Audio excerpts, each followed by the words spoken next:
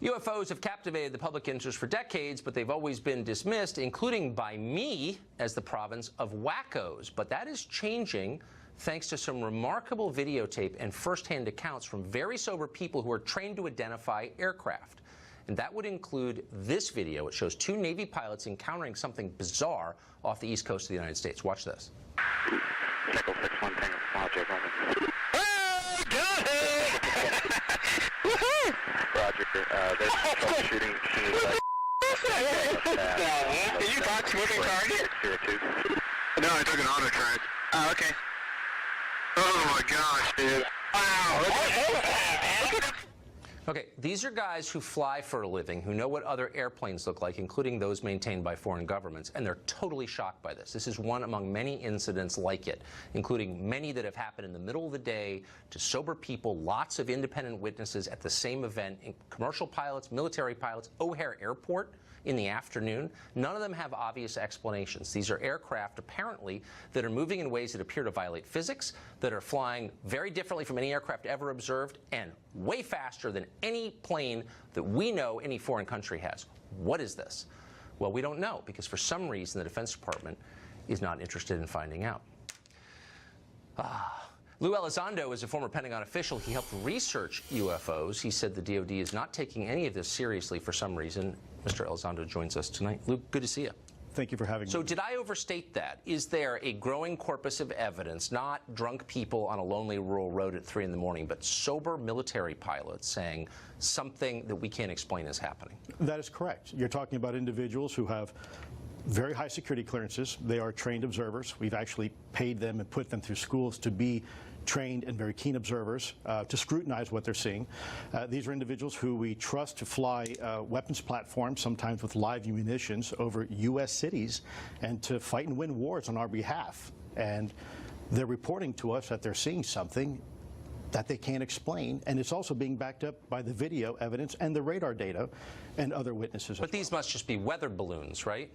Well, the weather balloons that are expressing technologies that are far beyond our current understanding of aerodynamics, things that are maneuvering in ways that no aircraft that we are currently aware of has that capability to. Flight performance characteristics that are well beyond the threshold of what we would consider I think, normal or routine for aircraft. So they have no flight surfaces, no wings or anything approaching a wing, and there's also no obvious propulsion. So infrared doesn't pick up any jet trail or rocket exhaust coming out of these things. Right, or a plume.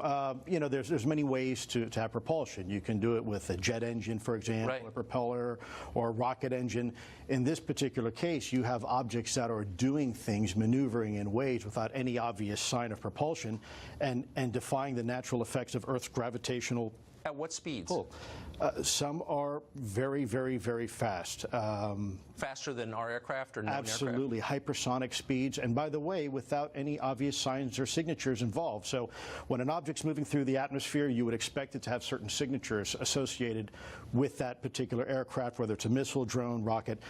So for example, you might see a heat signature coming from it. You might see ionization of the atmosphere. Right. You might hear a sonic boom, which you normally would. It's an acoustic signature. In this particular case, these objects don't have any of those signatures. So we know that they're not U.S. military because they wouldn't be flying near U.S. military aircraft, as they so often have.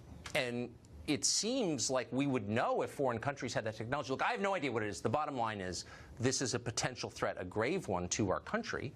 What is DoD doing about it? Well, I can't speak on behalf of DoD right now because I'm no longer employed as a Department of Defense employee, but I can speak to what they were doing about it and what they weren't doing about it when I was part of the program.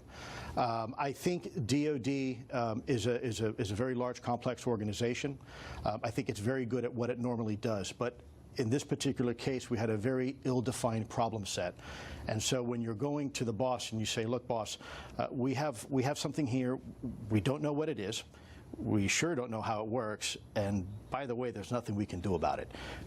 That is a very difficult conversation to have in an organization that is, its sole mission is national security, right? I think it's terrifying. I mean, this seems potentially like one of the biggest stories of my lifetime, and I don't care if it's about UFOs or whatever you call it. Something that we don't understand is getting very close to our military aircraft, and the government isn't responding adequately. And I hope you keep sounding the alarm on this. Yeah, I think, if I may, just very quickly. We've got 10 seconds. Okay, you go to the metro, you see a sign, see something, say something, and we get an attaboy for reporting it.